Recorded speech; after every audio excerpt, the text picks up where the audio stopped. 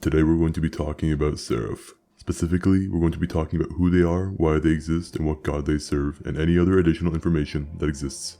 So to once again go over what a Seraph is. Seraph are beings made from a god's power, whether through intense emotion or a job requiring to be done on Gaia.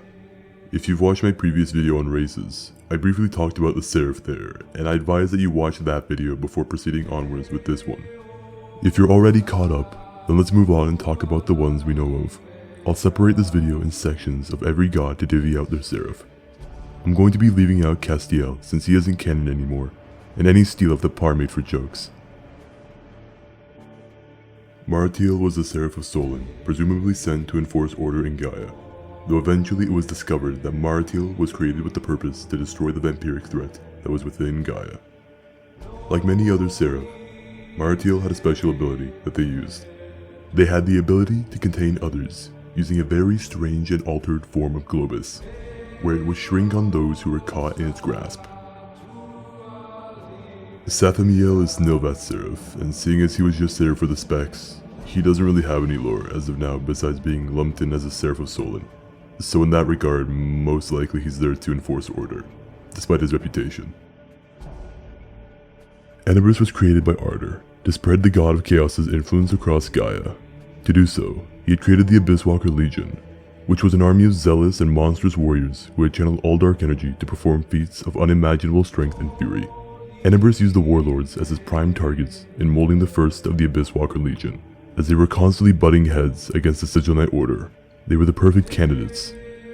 The Seraph manipulated their rage into serving Ardor, allowing themselves to be broken only to be rebuilt back into his own army. When Earl Karis released the monsters of Ardor, one had to rebind them back to the god of chaos's will.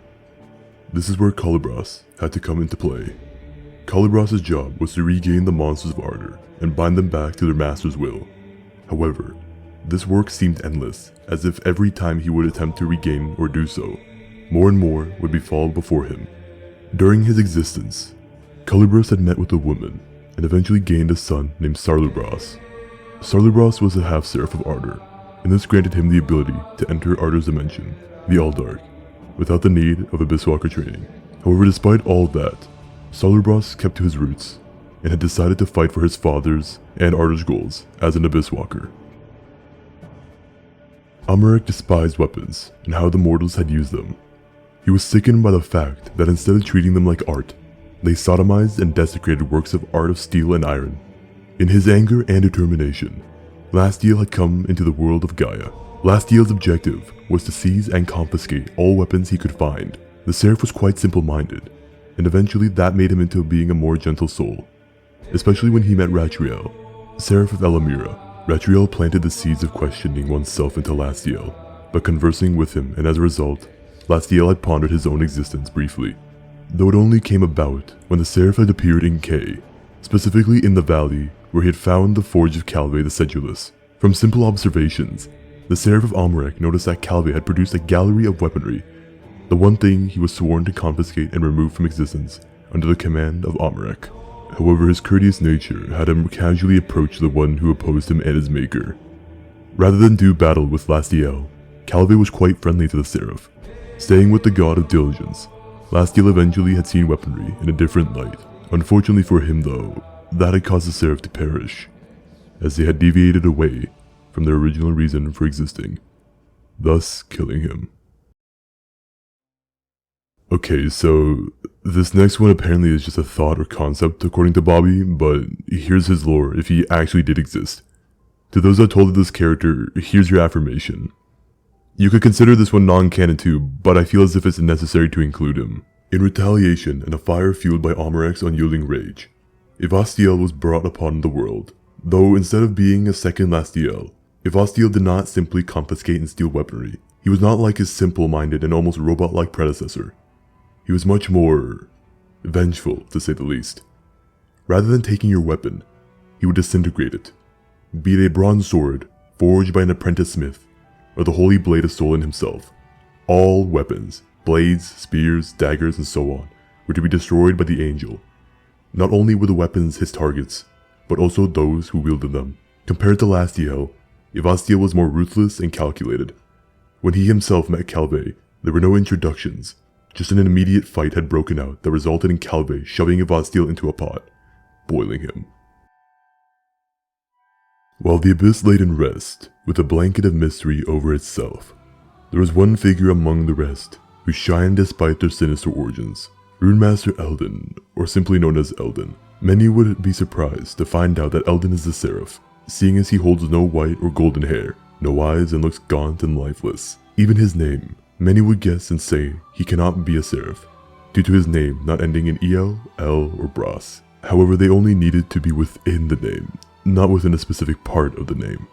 The L in Eldon's name is among one of the pointers that reveals him to be a Seraph. Even then, not all Seraph require those combinations of letters within their names. Now, one might ask, why was he brought onto our world? The simple answer is to spread Altum's influence outside of the Abyss.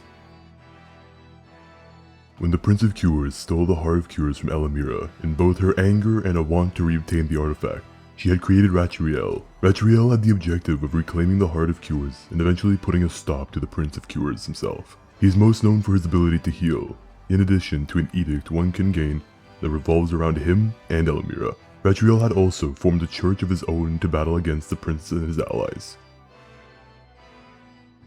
Gygal is the Seraph of the Source, created with the need to protect Gaia itself. He was the Seraph who created the Gaians to act as the protectors of the world when they were needed most, giving them sentience until then. Archivist is a Seraph of the Source, formed as a result of a need to rally and inspire those in dark times. But essentially he had appeared within Gaia to represent and bring determination to those of the land. He does not directly save people by fighting their battles for them. He rather helps them get back up so that they will be ready to fight their future battles themselves. Archivist has died many times over in the most horrendous ways, yet he continues forth despite the strife he faces, the icon of true resolve. Lorien, or the Archivist, is a Seraph spawned from the Source to collect and archive all knowledge and information that has existed. This includes even darker and more unholy scripture that exists, ones of the fabled Ardorian occultists and runic mages. One thing to point out about the Seraph that come from the Source is that they themselves aren't innately powerful compared to Seraph with a very direct and linear goal. However, the ones with a very generalized goal will most likely live forever, as their objectives are seemingly endless. In addition, Source Seraphs normally look very different compared to the traditional Seraph, even a Seraph like Eldon. For example, Archivist's true form has various cracks and wounds on his body that seem to constantly be lit by phoenix fire, representing his constant demise yet return. Lorien is said to have 6 eyes on his head, moving writing along his body, and a mesmerizing glow that represents the constant knowledge he holds and contains, flowing all throughout himself.